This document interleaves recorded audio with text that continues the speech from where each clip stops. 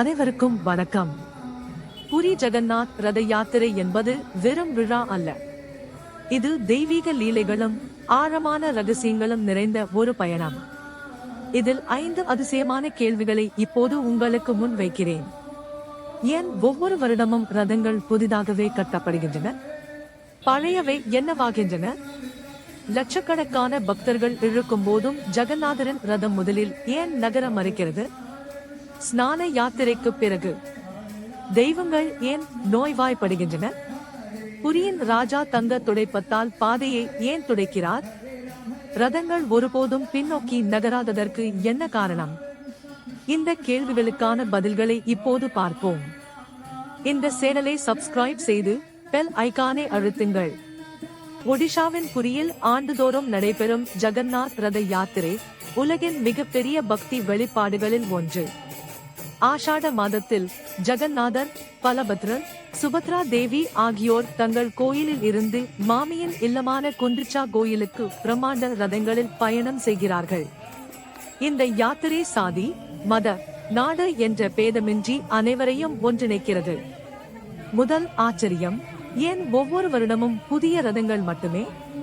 பழையவை என்ன ஆகின்றன? ஜெகந்நாதர், பலபத்ரர், சுபத்ரா தேவியின் 3 ரதங்களும் ஆண்டுதோறும் முழுவதுமாக புதிய மரங்களால் கட்டப்படுகின்றன. பழைய ரதத்தின் ஒரு சிறு துண்டு கூட மறுபயன்பாடு செய்யப்படுவதில்லை. இது புரி கோயிலின் பழங்கால விதி. யாத்திரை முடிந்ததும் ரதங்கள் சடங்கு ரீதியாக கலைக்கப்படுகின்றன. அந்த புனித மரங்கள் பக்தர்களுக்கு நினைவு பொருளாகவும், உலகின் மிகப்பெரிய கோயில் சமையலறையில் எரிபொருளாகவும், பிற புனித பயன்பாடுகளுக்கும் ஒதுக்கப்படுகின்றன. இது புதிய தொடக்கம், தூய்மை மற்றும் எதுவும் வீணாக்கப்படக்கூடாது என்ற தெய்வீக கொள்கையை உணர்த்துகிறது. இந்த உண்மை உங்களுக்கு தெரியுமா? கமெண்ட் செய்யுங்கள். இரண்டாவது ஆச்சரியம், லட்சக்கணக்கானோர் இழுக்கும் போதும் ஜெகந்நாதரின் ரதம் முதலில் ஏன் நகர மறுக்கிறது? ரத யாத்திரை தொடங்கும் நாளில் ஆயிரக்கணக்கான பக்தர்கள் முழு சக்தியுடன் கயிறை இழுத்தாலும் ஜெகந்நாதரின் நந்திகோஷா ரதம் பல நிமிடங்கள் முதல் 2 முதல் 3 வரை மணி நேரம் வரை அசையாமல் நிற்கும். பின்னர் திடீரென பக்தர்களின் ஒருங்கிணைந்த பக்தியின் உச்சத்தில் ரதம் தானாக நகர ஆரம்பிக்கும். பக்தர்கள் இதை ஜெகந்நாதரின் லீலா என்கிறார்கள். அவர் தன் இஷ்டத்தின்படி பக்தியை சோதித்த பிறகே மக்களுடன் வருகிறார். இந்த தருணம் ஒவ்வொரு வருடமும் பக்தர்களின் இதயத்தை உருக்கும் அதிசயம். மூன்றாவது ஆச்சரியம், ஸ்நான யாத்திரைக்கு பிறகு தெய்வங்கள் ஏன் நோய்வாய்ப்படுகின்றன? ஸ்நான யாத்திரையில் 108 கலசங்களால் புனித நீரால் குளிப்பாட்டப்பட்ட பிறகு தெய்வங்கள் அனசர எனப்படும் 15 நாட்கள் ஓய்வு காலத்தை கடைபிடிக்கின்றன. இந்த காலத்தில் கருவறை மூடப்படும். ஏன்? தெய்வங்கள் நீல மரத்தால் செய்யப்பட்டவை. பெரும் குளியலால் ஏற்படும் சிறு உடல்நிலையிலிருந்து மீள்வதற்காக சிறப்பு மூலிகை சிகிச்சைகள் அளிக்கப்படுகின்றன. இது தெய்வங்களும் உயிருள்ள சக்திகள் என்பதையும் அவர்களுக்கு கவனிப்பு தேவை என்பதையும் நமக்கு நினைவூட்டுகிறது. இந்த காலத்தில் புதிய ரதங்களும் தயாராகின்றன. இந்த வழக்கம் உங்களுக்கு தெரியுமா? கமெண்ட் செய்யுங்கள். நான்காவது ஆச்சரியம், புரியின் கஜபதி ராஜா தங்கத் துடைப்பத்தால் ரதத்தின் பாதையை தானே துடைக்கிறார். இது அடக்கத்தின் உச்சம், ராஜாவும் தெய்வத்தின் முன் சேவகனே என்பதை உணர்த்துகிறது. ஐந்தாவது ஆச்சரியம், ரதங்கள் ஒருபோதும் பின்னோக்கி செல்லாது, எப்போதும் முன்னோக்கியே செல்கின்றன. இது வாழ்க்கையின் முன்னேற்றம் மற்றும் தெய்வீக விருப்பத்தை குறிக்கிறது. இந்த யாத்திரை அனைவரையும் சமமாக அரவணைக்கும் ஐக்கியத்தின் சின்னம்.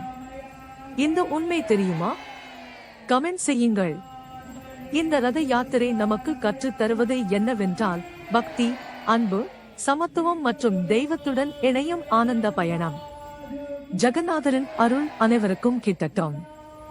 ஜெய் ஜெகந்நாத். ஹரி போல். இந்த வீடியோ பிடித்திருந்தால் சேனலை சப்ஸ்கிரைப் செய்யுங்கள். உங்கள் அனுபவங்களை கமெண்ட் செய்யுங்கள். அடுத்த வீடியோவில் சந்திப்போம்.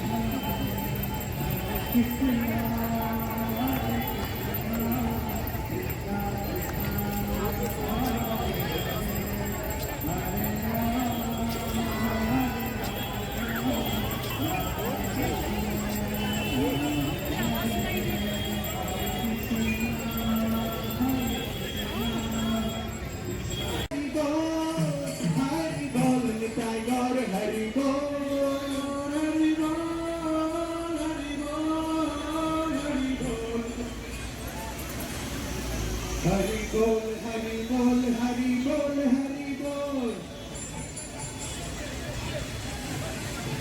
Hari Bol, Hari Bol, Hari Bol, Hari Bol, Hari Bol, Hari Bol, Hari Bol, Hari Bol, Hari Bol, Hari Bol, Hari Bol, Hari Bol, Hari Bol, Hari Bol, Hari Bol. Hari Bol,